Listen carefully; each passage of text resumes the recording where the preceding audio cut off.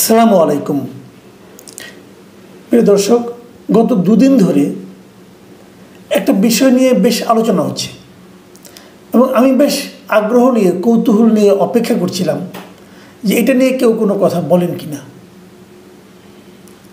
বিষয়টা হলো বঙ্গবন্ধু শেখ মুজিবুর রহমানের যে অসমাপ্ত আত্মজীবনী, সেই আত্মজীবনীটা নাকি ওনার লেখা নয়। আত্মজীবনী যখন কেউ লেখে নিজেই লেখে এবং ওনার লেখা নয়, এই থিওরিটা প্রথম কে আনলো দেশের একটা বেসরকারি টেলিভিশন চ্যানেল 24-এর একজন রিপোর্টার।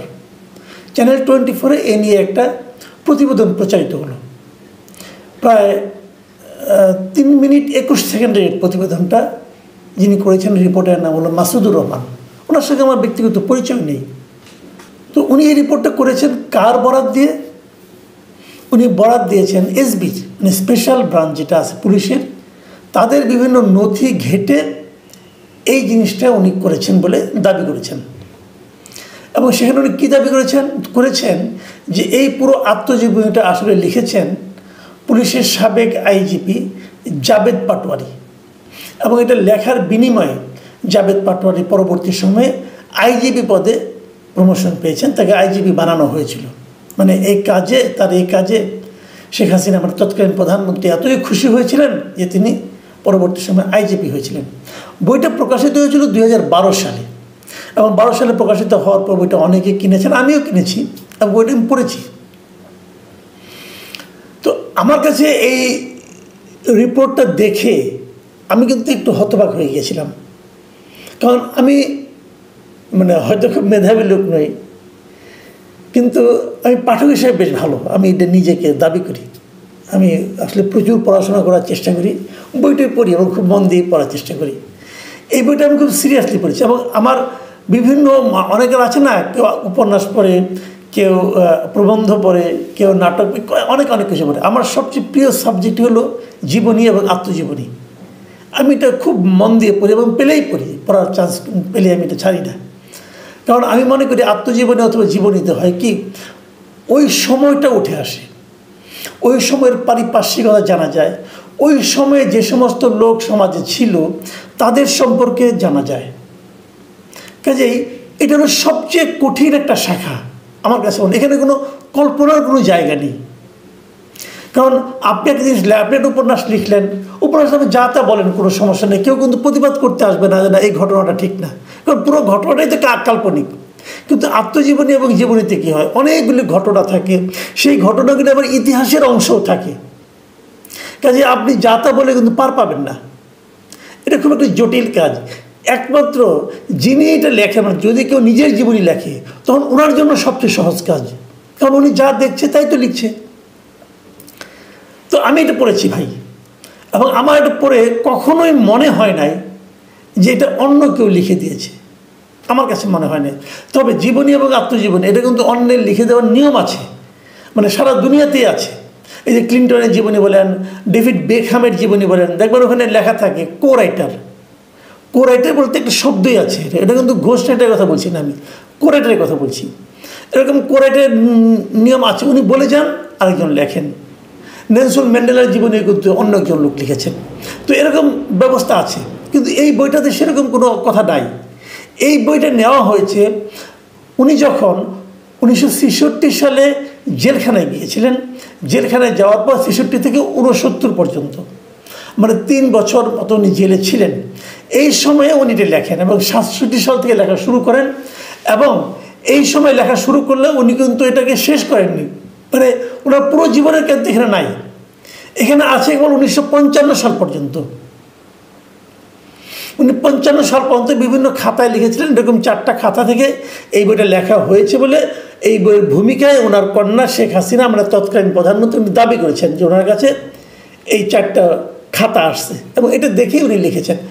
এটা দেখেই বইটা করা হয়েছে। এবং বইটা করার সময় কোন কোন বিশিষ্ট ব্যক্তির সাহায্য নিয়েছেন, সেই বিশিষ্ট ব্যক্তিগুলি কিন্তু সমাজে এখন আছে। অধ্যাপক সালাউদ্দিন সাহেব ছিলেন এখানে, আর অনেকে ছিলেন, অনেকে আছেন এখনও, এবং ওনারা সবাই বেশ পরিচিত ব্যক্তি। তো ওনারা বইটা লিখেছেন। এই রিপোর্টার দাবি করছেন যে এসবিতে অনেক নথি ছিল এবং সেই নথি কিন্তু এইগুলো তো এই লেখাগুলো তো এসবির নথির উপর ডিপেন্ডেন্ট না। তো আমি এই জিনিসটা বুঝতেই পারলাম না, রিপোর্টারে যিনি নিউজ এডিটর আছেন অথবা এডিটর আছেন তারা এই রিপোর্টটা ছাড়লেন কীভাবে। আমি রিপোর্টে কতগুলি জিনিস বলি আপনাদেরকে। প্রথমে প্রশ্ন করা উচিত ছিল, এবং উনি এটাও বলেছেন রিপোর্টার যে এই বইটা লিখেছেন তার সঙ্গে 123 জনের একটা বিশাল দল ছিল এবং জাভেদ পাটোয়ারি লিখেছেন, এবং এই লেখার বিনিময়ে এই 123 জনের প্রত্যেককে মিরপুরে, ধানমন্ডিতে এই সমস্ত এলাকায় একটা করে ফ্ল্যাট দেওয়া হয়েছে এবং নগদ 1 কোটি করে টাকা দেওয়া হয়েছে। বুঝেন? আচ্ছা, পুরো বইটার ভলিউম হলো 288 পৃষ্ঠা। যদি 123 জনে লিখে থাকে তাহলে প্রতিজনের জন্য তো 102 পৃষ্ঠা করে পড়ে। আর এত লোক মিলে একটা বই লেখা যায়, এটা পৃথিবীর কোথাও সম্ভব? তো ওই বই যে এক এক লাইন এক এক রকম হবে। যাক, ওনারা হয়তো গবেষণা করেছেন, কিন্তু এই বইটা আসলে গবেষণালব্ধ কোনো বই নয়। এটা একটা আত্মজীবনী, ধারাবাহিক জীবনের কথা বলা হয়েছে। তো এটার সঙ্গে উনি মিলাননি কীভাবে? ভুলটা কোথায় হয়েছে সেটা আমি আপনাদের পরে বলছি। আমি আসলে বুঝতে পারি না যে এই টেলিভিশনে বার্তা সম্পাদক বলতে কোনো লোক আছেন কি না। তারা কি এই রিপোর্টটা নিয়ে একটু চেক করবেন না? এটা কীভাবে সম্ভব? কারণ জিনিসটা হলো কি, রিপোর্টার বলছে এখানে অবশ্যই আরেকটা পক্ষ, কোনো পক্ষের বক্তব্য নেওয়া উচিত ছিল। উনি কারো বক্তব্য নেন নাই, কিন্তু উনি যে দুজন লোকের বক্তব্য নিয়েছেন তারা তো সুইপিং কমেন্ট করেছেন। তারা একজন বলেছেন যদি হয়ে থাকে তাহলে দেখা উচিত, আরেকজন বলেছেন যে হ্যাঁ এরকম যদি হয় তাহলে এত টাকা যদি দিয়ে থাকে সরকার তাহলে দুর্নীতি হয়েছে। এটা তো হতেই পারে, কিন্তু ঘটনাটা ঘটেছে কি না এ সংক্রান্ত লোক অনেকের বক্তব্য নেওয়া উচিত ছিল। উনি বলেছেন জাভেদ পাটোয়ারির ফোনে উনি পান নাই, ওনাকে পান নাই, উনি তো দেশে থাকেনি, না পাবেন কোত্থেকে? যে এখানে যে 123 জনের নাম বলা হলো, যে নামগুলি উনি একটু প্রথম পৃষ্ঠাটা দেখিয়েছেন, কিন্তু সেই নামগুলিতে কার কার নাম আছে? জাভেদ পাটোয়ারির নাম আছে, মাহবুব হোসেন, আজিজুর রহমান চৌধুরী, জুয়েল হোসেন, সৈয়দ শফিকুল ইসলাম, মশিউর রহমান, জুবাইর আহমেদ খান, ইদ্রিস মাহমুদ, জসিমউদ্দিন, আরও অনেক এরকম। প্রথম পৃষ্ঠায় 22 জনের নাম আছে, উনি সেটা দেখিয়েছেন। এই 22 জনের যে কোনো একজনের বক্তব্য নিতেন, তারা বলতো যে হ্যাঁ আমি করেছি কি করিনি, আমরা এর সঙ্গে ছিলাম কি ছিলাম না। কারো বক্তব্য নেওয়া হয়নি। তো তাহলে এটা বইটার সঙ্গে মিলবো কীভাবে? অথবা যারা নাকি ওই বই যারা সম্পাদনার সঙ্গে জড়িত ছিলেন, যে সমস্ত নাম ভূমিকায় আছে, তাদের কারোর জন্য বক্তব্য নিতেন, তাদেরকে জিজ্ঞাসা করতেন বইটা আসলে আপনারা লিখেছেন অন্যরা লিখেছে, আপনারা এটাকে এডিট করেছেন অন্যরা এডিট করেছে। কারণ মূল বইয়ে কিন্তু বঙ্গবন্ধুর হাতের লেখার কিছু পৃষ্ঠাও আছে, বেশ 10-12টা পৃষ্ঠা ফটোকপি ওখানে আছে কিন্তু, এবং তার সঙ্গে আপনি মিলিয়ে পড়তে পারবেন। তাহলে ওই লেখাগুলি কোথেকে আসলো যদি জাভেদ পাটোয়ারি লিখে থাকে? এগুলো আসলে একদম হাস্যকর অবস্থা হয়ে গেছে। আসলে রিপোর্টার ঝামেলাটা করেছেন কোথায় সেটা আমি আপনাদেরকে একটু বলার চেষ্টা করি।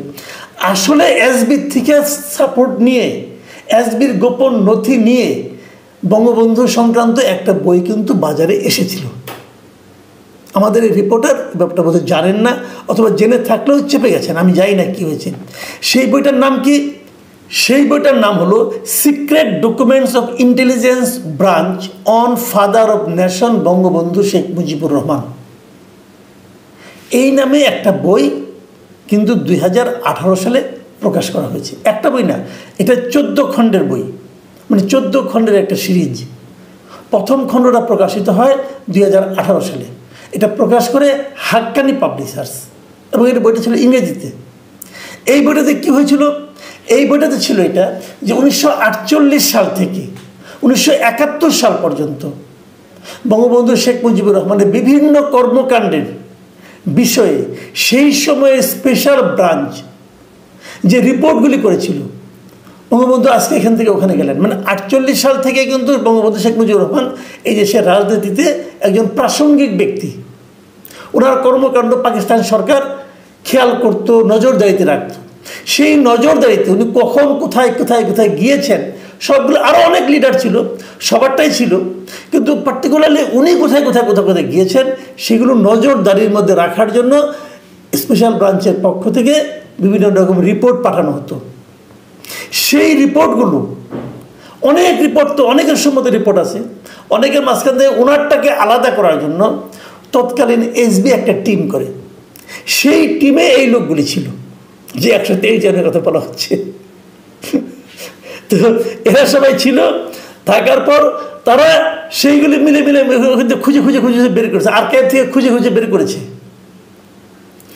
বের করে এই বইটা বের করে এই secret documents of intelligence branch, বুঝে এই এসবি কিন্তু ইন্টেলিজেন্স ব্রাঞ্চের সিক্রেট সার্ভিস সিক্রেট যে ডকুমেন্টসগুলো আছে কার উপর, বঙ্গবন্ধু শেখ মুজিবুর রহমানের উপর, সেইগুলো ইংরেজিতে ছিল। ওটা ইংরেজিতেই বইটা বের করা হয়েছে, কারণ তখন তো ইংরেজিতে এই সমস্ত রিপোর্টগুলি ইংরেজিতে হতো, ইংরেজিতে বইগুলি বের করা হয়েছে।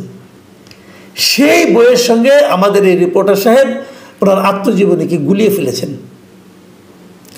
কেউ চেক করলে হতো, কিন্তু জিজ্ঞাসা করলেই হতো যে তুমি একটা আলাপ করো এই লোকগুলোর সঙ্গে।